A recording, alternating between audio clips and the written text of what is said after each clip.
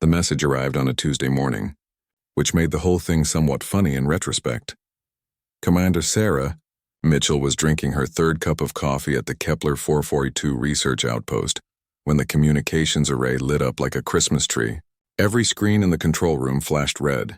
Every alarm that could possibly sound started blaring at once. Sarah nearly dropped her mug. "What the hell is going on?" she shouted over the noise. Lieutenant Park was already at his station, fingers flying across the holographic interface. His face had gone pale. "Ma'am, we're receiving a transmission on every possible frequency. It's overriding everything. Even our secure military channels." Sarah rushed to his side. "Who has that kind of broadcasting power?" Park looked up at her and she could see genuine fear in his eyes. According to the signal origin, the Valdrath Imperium. The name sent a chill through everyone in the room. The Valdrath Imperium was old. Not just old like a few centuries. Old like 10,000 years old. They controlled nearly 1,000 star systems. Their empire stretched across a quarter of the known galaxy, and they had a reputation for being absolutely ruthless with anyone who got in their way. "Put it on screen," Sarah ordered. The main display flickered, and suddenly they were looking at something that resembled a cross between a lizard and a tiger. The creature stood nearly 8 feet tall, covered in midnight blue scales that seemed to absorb light. Golden eyes stared out from the screen with an intensity that made Sarah want to step backward. The being wore elaborate armor that looked more ceremonial than practical, covered in symbols and decorations that probably represented thousands of years of military tradition. "I am High Strategos Krell Nath, Supreme War Coordinator of the Valdrath Imperium," the creature said. Its voice was deep and resonant, translated automatically by the universal language protocols. "This message is directed to the primitive species that calls itself humanity." Sarah felt her jaw tighten. "Primitive. Right." Krellnath continued, apparently enjoying his moment. "Your species has expanded into territories that fall within the buffer zones of the Imperium. This is unacceptable. You have violated ancient boundaries that have stood for millennia. Your ignorance is not an excuse." The screen changed, showing images of the Valdrath military. Ships. Thousands and thousands of ships. Each one looked massive, bristling with weapons. Then came images of planets. Dead planets. Lifeless rocks that had once been inhabited worlds, now nothing but glass and ash. "The Valdrath Imperium has maintained galactic order for 10,000 years, Krellnath said. "We have brought peace and stability to 847 star systems. 23 species have challenged our authority. 23 species no longer exist." Sarah felt Park tense beside her. She put a hand on his shoulder, steady and calm. The display shifted again, showing a map of human-controlled space. 12 systems were highlighted in red. "You will withdraw from these systems within 72 hours. You will submit to Imperium oversight and governance. You will pay reparations for your territorial violations.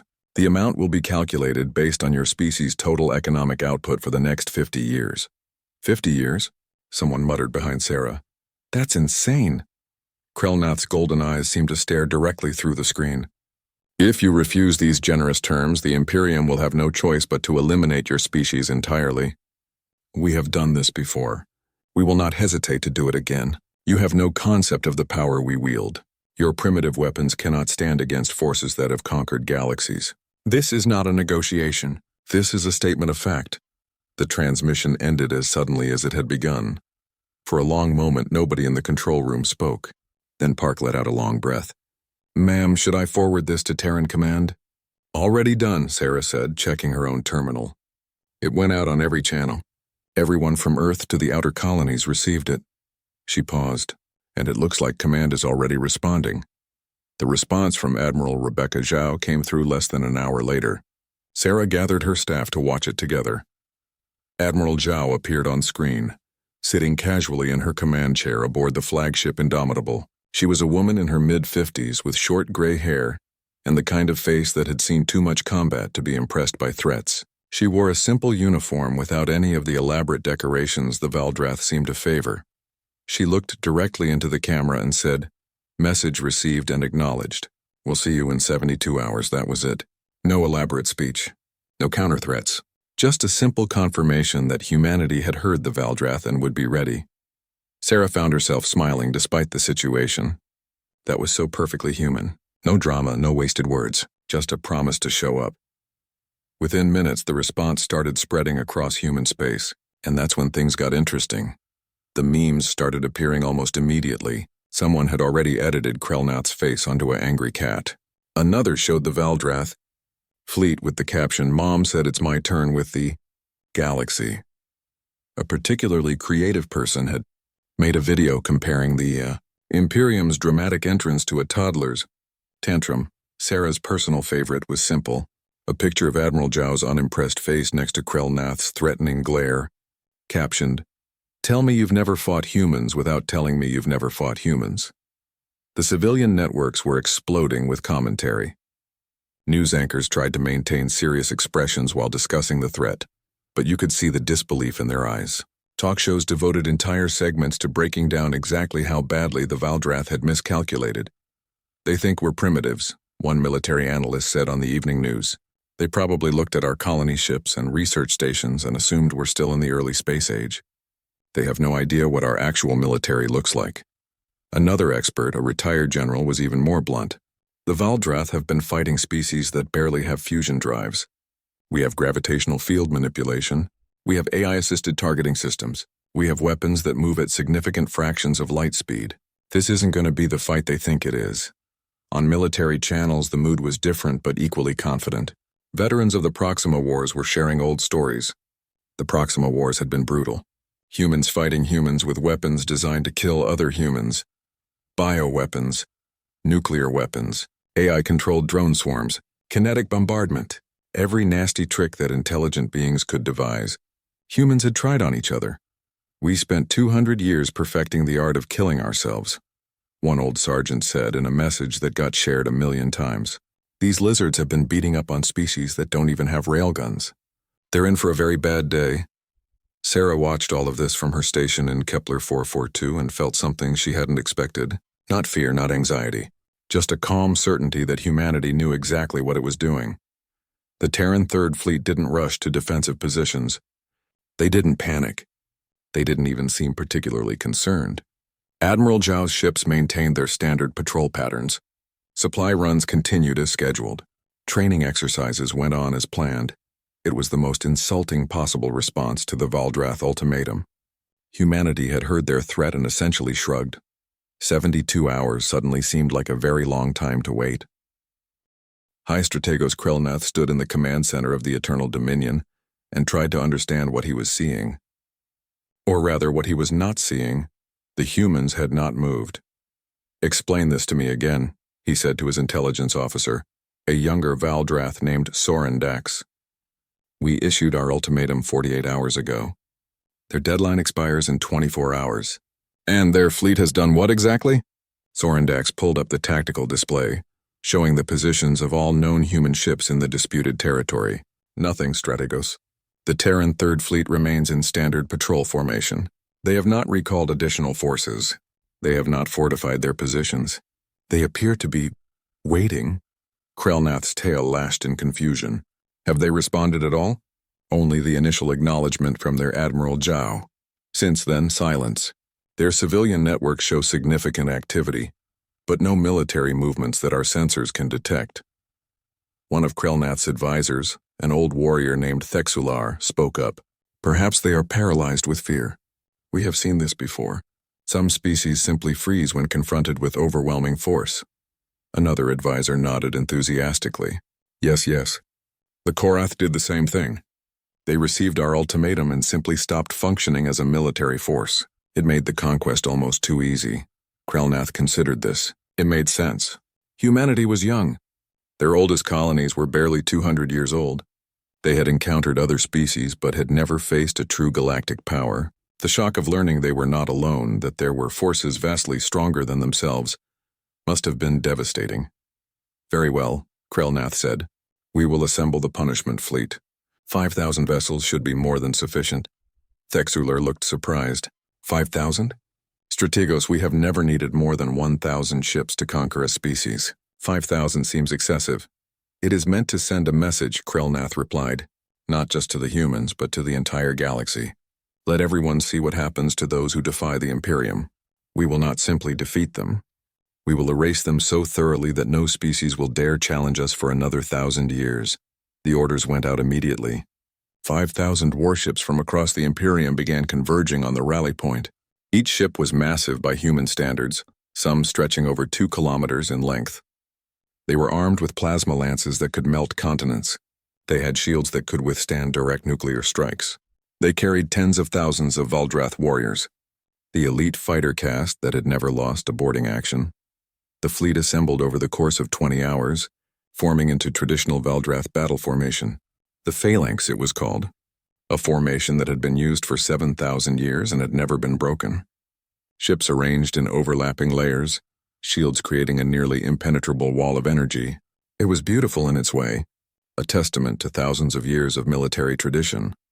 Krelnath felt pride swelling in his chest as he looked at the assembled force. This was the might of the Imperium. This was the power that had brought order to the galaxy. Meanwhile, aboard the Indomitable, Admiral Rebecca Zhao was having a very different kind of meeting. The holoconference room showed the faces of 89 ship captains, each commanding one of the vessels in the Terran Third Fleet. The atmosphere was casual in a way that would have shocked the Valdrath. Captain Chen of the destroyer Persistence was eating a sandwich. Commander Jackson of the cruiser Defiant was drinking coffee from a mug that said, "I'm not arguing. I'm just explaining why I'm right." Several captains were clearly multitasking, reviewing data on secondary screens while listening to the briefing. "All right, people, listen up," Zhao said, pulling up a tactical display. "Our friends from the Valdrath are bringing 5,000 ships. That's about a 56-to-1 numerical advantage." "Sounds fair," someone muttered, and there was scattered laughter. Zhao allowed herself a small smile. "Terran intelligence has been busy. We've cracked their shield frequencies. We know their weapon systems. We understand their tactical doctrine. And the picture that emerges is interesting." She expanded the display, showing detailed scans of Valdrath technology. They're using directed energy weapons almost exclusively. Plasma lances, particle beams, stuff like that. Very powerful against unshielded targets or against other energy-based defenses. Their shields are optimized for this type of warfare. Captain Chen finished his sandwich and wiped his hands. "Let me guess. They've never fought anyone with kinetic weapons." "Worse than that," Zhao replied. "According to the intelligence reports, the most advanced species they've conquered in the last 3,000 years had early fusion drives and basic missile technology. Everything else was even more primitive. They've been beating up on civilizations that are barely space-capable." Commander Torres of the battleship Valiant spoke up. "So they have no experience with relativistic kinetic weapons, no experience with AI-assisted targeting, no experience with quantum encrypted communications that they can't intercept." "Exactly," Zhao confirmed. "Their entire military doctrine is based on fighting opponents who are technologically inferior. They rely on overwhelming firepower and traditional tactics that haven't changed in millennia." The captains were all paying full attention now. This wasn't going to be a desperate last stand. This was going to be a lesson in why you don't pick fights with species that have spent centuries perfecting warfare against themselves. "What about their numbers advantage?" someone asked. "Even with superior technology, 56-to-1 is pretty steep." Zhao pulled up another display, this one showing firing solutions and kill ratios. "Our railgun slugs travel at 0.4 light speed. That's 40% of light speed, people. At that velocity, a 10-kilogram slug hits with the energy of a small nuclear weapon. Their shields literally cannot stop it. The physics don't work in their favor." She continued. "Our missiles can pull 800 gravities and use quantum-entangled targeting. Their point defense is designed for much slower projectiles. Our simulations show we can achieve a 94% hit rate." Captain Chen was nodding slowly. "So we don't need to get close. We can engage from long range where their energy weapons are less effective and our kinetics have maximum impact." "Correct. We engage at 500,000 kilometers. We fire until they break or retreat. We do not chase. We do not waste ammunition. We treat this like the target practice it is." There was a moment of silence as the captains absorbed this. Then Commander Jackson raised his coffee mug. "To the Valdrath Imperium. They're about to learn a very expensive lesson." The other captains joined the toast and Zhao allowed the moment of levity. These were good people. Experienced officers who had trained for decades. Many of them were veterans of the Proxima Wars, that brutal period when humanity had fought itself with everything from bioweapons to AI-controlled kill swarms. The Proxima Wars had nearly destroyed humanity. Entire colonies had been wiped out. Earth itself had come close to being rendered uninhabitable. But humanity had survived, learned, and emerged with a military doctrine that was utterly ruthless in its efficiency. "One more thing," Zhao said, bringing the meeting back to focus. "After we engage, the Valdrath are going to retreat. They're going to go back to their empire and tell everyone that humanity has powerful weapons. They're going to prepare a counterattack with even more ships." "Let them," Captain Chen said. "We've got plans for that too." Zhao nodded. "Yes, we do, but that's Phase 2. For now, we focus on Phase 1. Show them that their numbers don't matter. Show them that their ancient tactics don't work. Show them that humanity is not some primitive species they can push around." She looked at each captain in turn. "We didn't ask for this war, but we're going to finish it." Questions? There were none. Everyone knew what needed to be done. As the holoconference ended and the captains returned to their ships, Zhao sat alone in her ready room. She pulled up the intelligence reports one more time, reading through the details of Valdrath military history. 10,000 years of conquering weaker species. 10,000 years of never facing a real challenge. It made them confident. Arrogant, even. They truly believed they were invincible. That arrogance was going to cost them everything.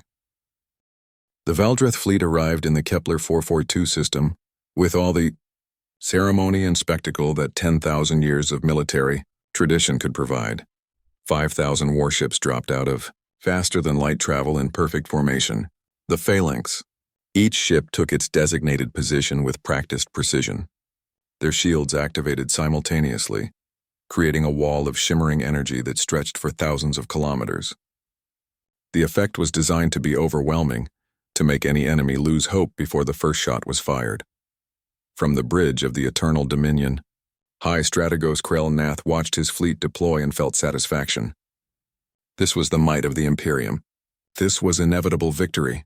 "Scan for human vessels," he ordered. The sensor officer worked his console for a moment, then looked up with confusion. "Strategos, I am detecting 89 human ships. They are holding position at their previous coordinates. They have not moved." Krell-Nath felt a flicker of irritation. "They are still there? In the same position?" "Yes, Strategos. They appear to be waiting for us." One of the junior officers let out a hissing laugh. "They have given up.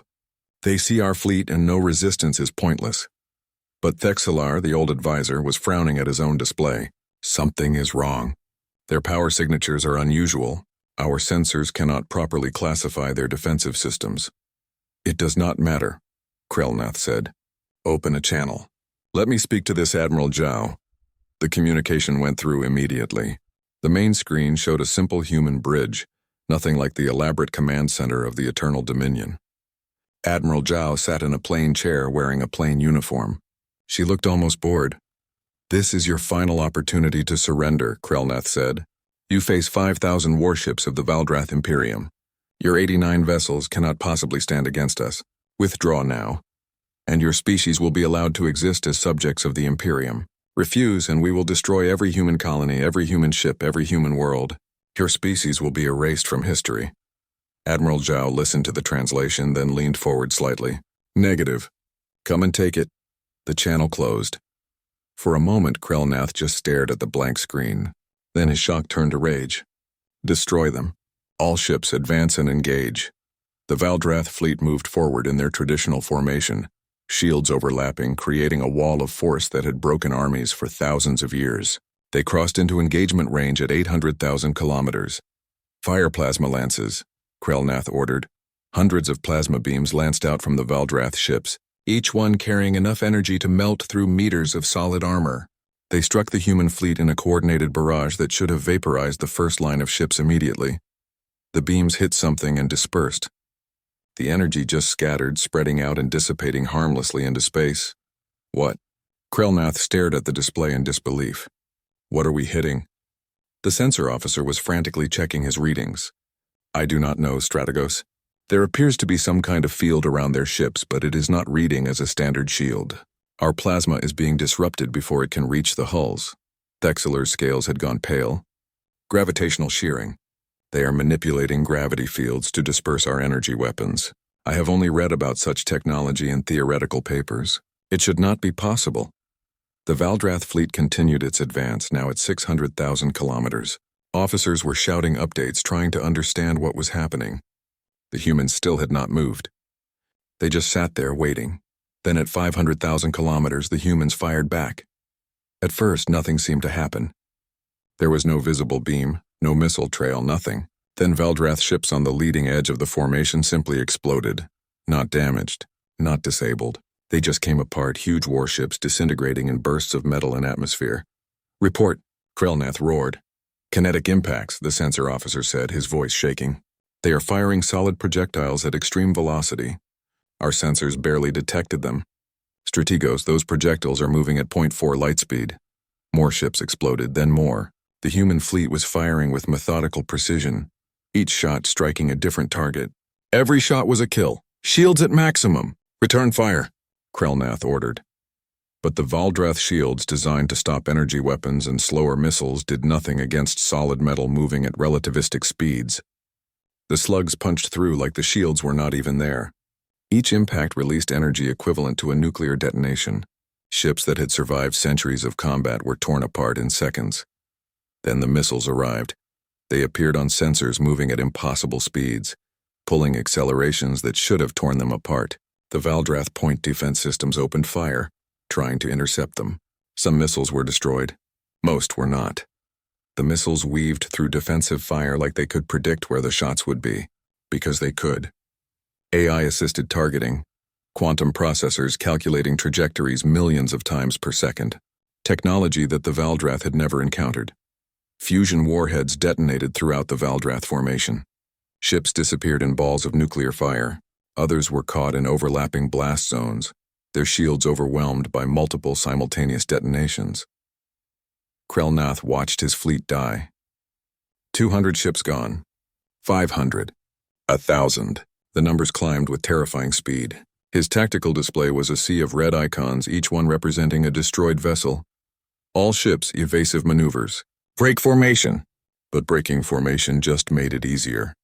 The human targeting systems tracked each ship individually, adjusting fire patterns to maximize efficiency. The Valdrath fleet scattered, trying desperately to escape the killing zone. It did not matter. The railgun slugs traveled faster than any ship could maneuver. The missiles hunted their targets relentlessly. Aboard the Indomitable, Admiral Zhao watched the engagement with professional detachment. Her tactical officer called out updates in a calm, steady voice. Target Alpha 3 destroyed. Target Alpha 4 destroyed. Magazine at 87%. All systems nominal. Maintain firing pattern, Zhao ordered. Prioritize command vessels and heavy cruisers. Captain Chen's voice came through on the tactical net. Persistence reporting 300 confirmed kills. Their formation is completely broken. They are in full retreat. Zhao checked the chronometer. 14 minutes since the Valdrath fleet had opened fire. In those 14 minutes, 3,000 Valdrath warships had been destroyed. The survivors were fleeing in every direction, jumping to faster-than-light speeds as quickly as their drives could charge. Cease fire, Zhao ordered. Do not pursue. Let them run. The human fleet stopped shooting. 89 ships still in their original positions, not a single one damaged. Around them floated the debris of 3,000 Valdrath vessels. Aboard the Eternal Dominion, Krelnath sat in his command chair and tried to process what had happened. His fleet was gone. 5,000 ships reduced to less than 1,300 in minutes. The humans had barely moved. They had just sat there and executed his forces with clinical precision. Retreat, he said, his voice hollow. All ships retreat to the rally point. As his ship prepared to jump away, he looked at the tactical display one more time. The human fleet was still there, still waiting. They had not even bothered to chase him. It was the most insulting thing he had ever experienced. The humans could have pursued. They could have destroyed his remaining ships. But they chose not to. They had made their point. The Eternal Dominion jumped away, leaving behind the wreckage of Valdrath pride. Back in human space, the news spread like wildfire. Every network carried the footage, shot from long-range probes and observation posts. The galaxy watched as the mighty Valdrath Imperium, undefeated for 10,000 years, was broken in 14 minutes by a force they outnumbered 56-1. In bars across human colonies, people raised their glasses in celebration. Veterans laughed and slapped each other on the back. Children watched the footage with wide eyes, not fully understanding but knowing their parents were happy. And on military channels, the message was clear. Humanity had arrived. The galaxy had a new power to respect or fear. The emergency session of the Valdrath Imperial Council was unlike anything in the Imperium's history. For the first time in 4,000 years, they were discussing a military defeat. The Grand Chamber on Thesseron Prime was built to inspire awe. Massive columns reached toward a ceiling hundreds of meters high. Holographic displays showed maps of the entire Empire, 847 star systems glowing with the light of Valdrath control. But today, those displays seemed to mock them. Emperor Thracikel sat on his throne, ancient and terrible in his ceremonial armor. Around him, the council members argued in voices that echoed through the chamber. "We must strike back immediately," one general insisted. "Every day we wait, we appear weaker. Strike back with what?" Another council member shot back. "We sent 5,000 ships. Less than 1,300 returned. In 14 minutes, the humans destroyed 3,000 of our finest vessels." High Strategos Krelnath stood before the council, his scales dull with shame. He had commanded the greatest fleet the Imperium had assembled in centuries. He had returned with barely a quarter of his forces. "Explain it to us again," the Emperor said, his voice cold. "How did this happen?" Krelnath activated the holographic display, showing footage from the battle. The council watched in silence as Valdrath ships exploded one after another, under human fire. "Their weapons are unlike anything in our records," Krelnath said. "They fire solid projectiles at relativistic speeds. Our shields, designed for energy weapons, cannot stop them. Each projectile hits with the force of a nuclear weapon. They fired with perfect accuracy. Every shot destroyed a ship." A science advisor spoke up, a thin Valdrath named Kesseran.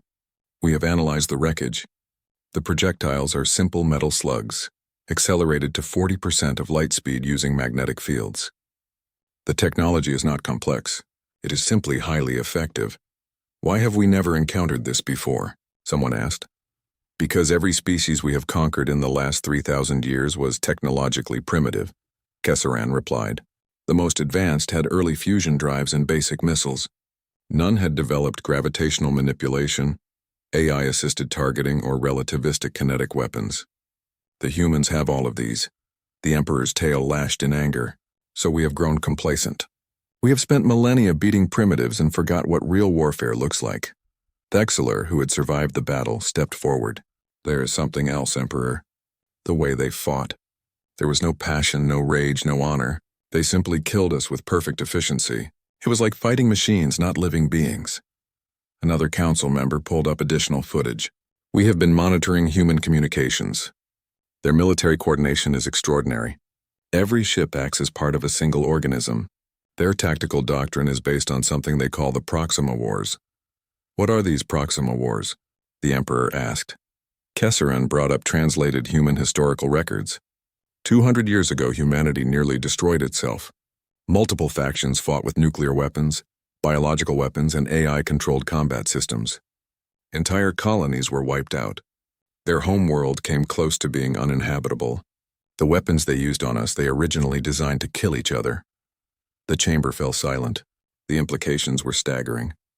Humanity had fought itself with weapons designed to kill beings just as intelligent and resourceful as themselves. Every tactic, every strategy, every weapon system had been refined through wars against opponents who could think and adapt.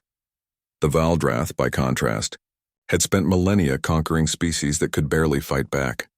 "We need a new strategy," the Emperor said finally. "Clearly our traditional approach will not work." "What are our options?" The military council began discussing possibilities. "Develop new shields that could stop kinetic weapons.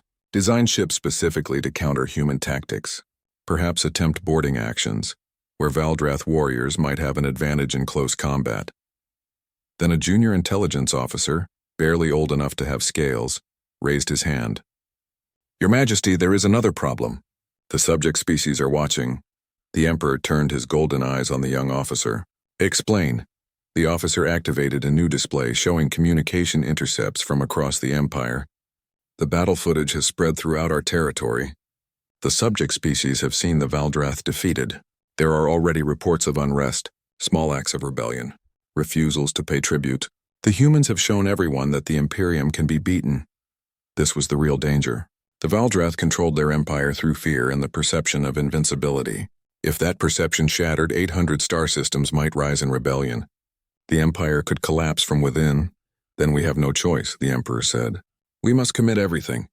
Assemble the Grand Armada, 300,000 ships. We will drown the humans in numbers. Even their superior weapons cannot stand against that. The council erupted in discussion. 300,000 ships was 1/3 of the entire Valdrath military. It would leave other regions vulnerable. It would take months to assemble. But what other option was there? It will be done, Krelnath said, though his voice lacked confidence. Meanwhile, on Luna, the capital of the Terran Federation, a very different discussion was taking place. The Federation Council chamber was modest compared to the Valdrath throne room. Simple chairs arranged in a circle, holographic displays showing data rather than symbols of power. The people here wore business attire, not ceremonial armor. Secretary General Okafor stood at the center reviewing the latest intelligence reports. The Valdrath are assembling a massive fleet. Our estimates suggest 300,000 vessels. They are pulling ships from across their entire empire. Admiral Zhao attended via holographic projection from the Indomitable. 300,000. That is a significant force. Can we stop them? One council member asked. Zhao considered the question carefully. In a direct battle? Possibly. Our weapons are superior, but at some point numbers matter. We would take casualties. Significant casualties, so we negotiate? Another council member suggested. We have proven we can defend ourselves. Perhaps now they will be willing to discuss terms? No. Everyone turned to look at Okafor. The Secretary General had been quiet during most of the meeting, but now he spoke with authority. If we negotiate now, after their first defeat, we look weak. Every species in the galaxy will see that the Valdrath can force us to the negotiating table through sheer numbers. We will face challenges from everyone, constantly testing to see if we will back down. Admiral Zhao nodded slowly. The Secretary General is correct. We need to establish that humanity is not to be challenged, ever, under any circumstances. What do you propose? Okafor asked. Zhao smiled, though there was no warmth in it. We introduce them to Terran strategic doctrine. Phase 2 operations. We do not fight their fleet. We dismantle their empire. She pulled up a tactical map of Valdrath space. They are pulling ships from across their territory to assemble this Grand Armada. That means their infrastructure is vulnerable. Shipyards, supply depots, communication relays, fuel stations, all defended by minimal forces. You want to attack their infrastructure? A council member said. While they are gathering to attack us? Exactly. We use small strike groups, fast ships with cloaking capability. They hit targets, destroy critical infrastructure, and disappear before reinforcements arrive. We do not try to hold territory. We just break things. Another council member was frowning. That seems ruthless. It is ruthless, Zhao agreed. It is also effective. The Valdrath expect us to defend our territory and fight their fleet. We will not give them that battle. Instead, we will show them that declaring war on humanity means watching your empire burn. The council debated for hours. Some argued for a more diplomatic approach. Others worried about the moral implications of targeting infrastructure. But in the end, the vote was nearly unanimous. Humanity had not wanted this war. But if the Valdrath insisted on fighting, they would learn exactly how humans fought. Okafor sent the final message to Admiral Zhao. You have authorization for Phase 2 operations. Show them what it means to challenge Earth. Zhao saluted through the hologram. Yes, sir. It is time we taught the galaxy a lesson. We do not fight for glory. We do not fight for honor. We fight to win. As the council meeting ended, Okafor stood alone in the chamber looking at the map of Valdrath space.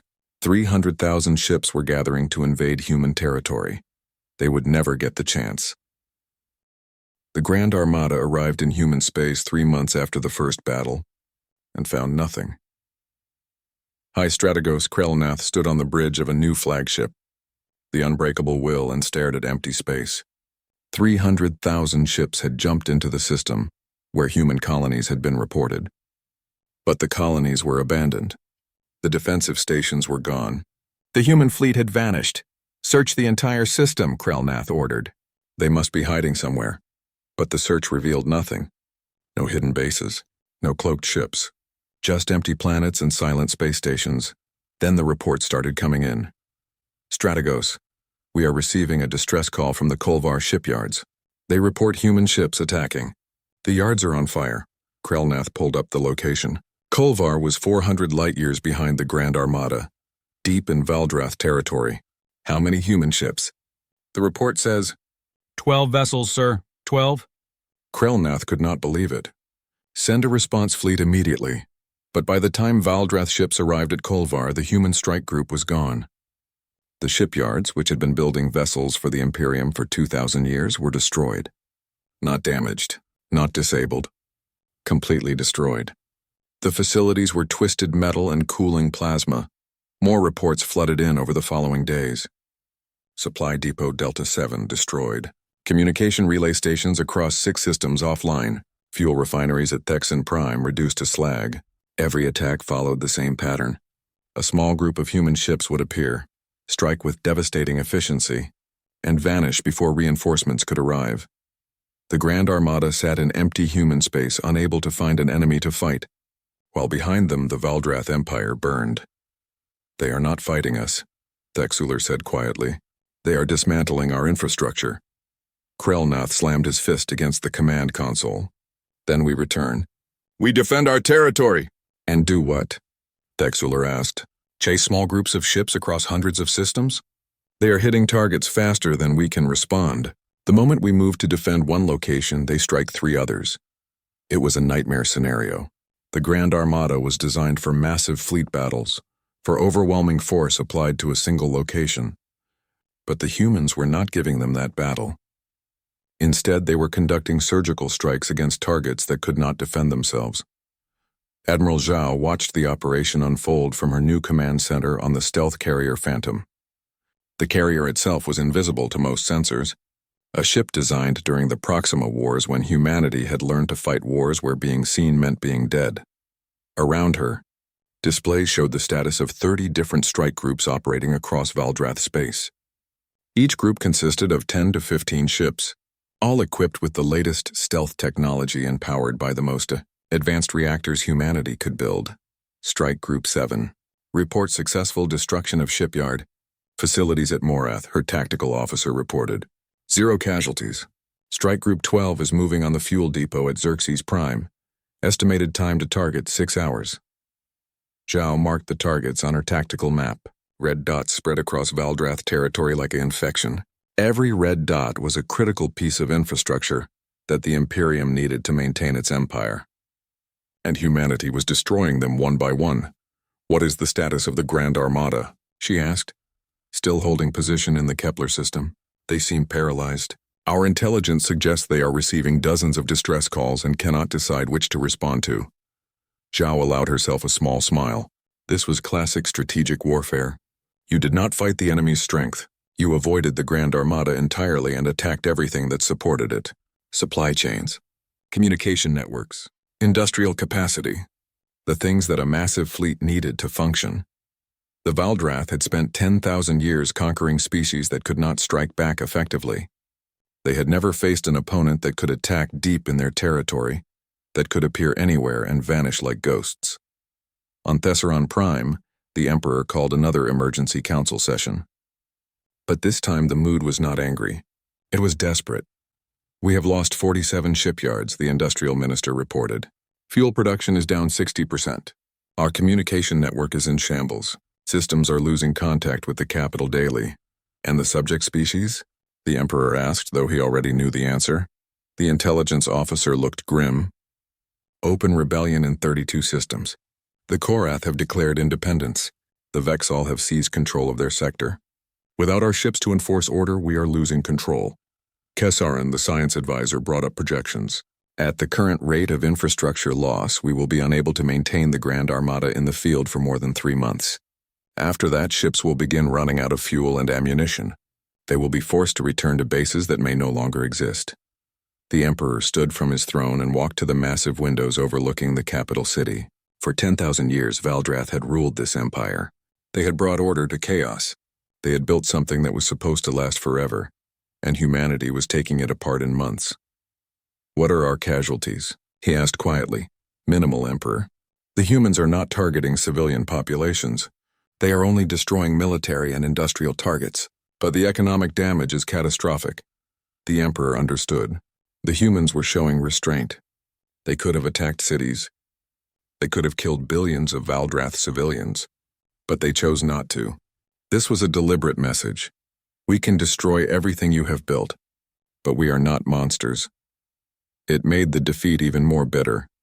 Then came the incident that ended the war. The stealth frigate Shadow of Terra, one of humanity's most advanced ships, penetrated the Thessaron system defenses. It was a vessel designed for exactly this kind of mission, equipped with technology that made it almost invisible, and piloted by some of the best officers in the Terran fleet. Commander Lisa Park sat in the captain's chair, watching the approach to Thessaron Prime. Target lock confirmed. Kinetic impactor ready. Range to target? She asked. 200,000 kilometers. We are within the minimum defense perimeter, but their sensors have not detected us. Park took a breath. This was the mission. This was the message that needed to be sent. Fire! The kinetic impactor launched from the Shadow of Terra's main railgun. It was a simple weapon, a 10-ton tungsten rod accelerated to a significant fraction of light speed. But when it struck, it would hit with the force of a dinosaur-killing asteroid. The target was not Thessaron Prime itself. It was the Emperor's Palace moon, a small satellite that orbited the capital world and served as a symbol of Valdrath power. The impactor struck the moon, dead center. The energy released was beyond imagination. The entire moon cracked, massive fissures spreading across its surface. Pieces of the satellite began to break away, spinning off into space. The destruction was visible from the surface of Thessaron Prime, a sight that billions of Valdrath witnessed. Commander Park opened a communication channel, broadcasting on all Valdrath frequencies. This is the Terran fleet. We could have hit your throne world. This is mercy. End this war. The Shadow of Terra vanished into stealth mode and was gone before the Valdrath could even begin to respond. Emperor Thracical watched his palace moon die from the windows of his throne room. Pieces of the shattered satellite glowed as they burned through the atmosphere of Thessaron Prime. His advisors stood silent behind him. They were inside our defenses, he said quietly.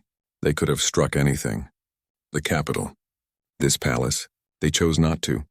It is a message, Emperor, Thexular said. They are showing us that nowhere is safe, that they can reach anything they wish to reach. But they are also showing restraint. The Emperor turned from the window. For the first time in his long life, he looked old, tired. Prepare a delegation. We will sue for peace. The treaty was signed aboard the Indomitable 6 weeks later. The Valdrath Empire ceded all disputed systems. They recognized Terran sovereignty. They agreed to mutual non-aggression and opened diplomatic relations. In exchange, humanity would cease its campaign of infrastructure destruction and provide limited assistance in helping the Valdrath repair their economy. High Strategos. Krelnath stood across from Admiral Zhao as the treaty was finalized. His scales were dull, his posture defeated, but he had to know. How? He asked. How did a species so young become so lethal? Zhao looked at him with something that might have been pity. We spent 200 years fighting ourselves. The Proxima Wars nearly destroyed us. We used nuclear weapons, bioweapons, AI-controlled kill swarms. We fought with everything we had because we were fighting other humans.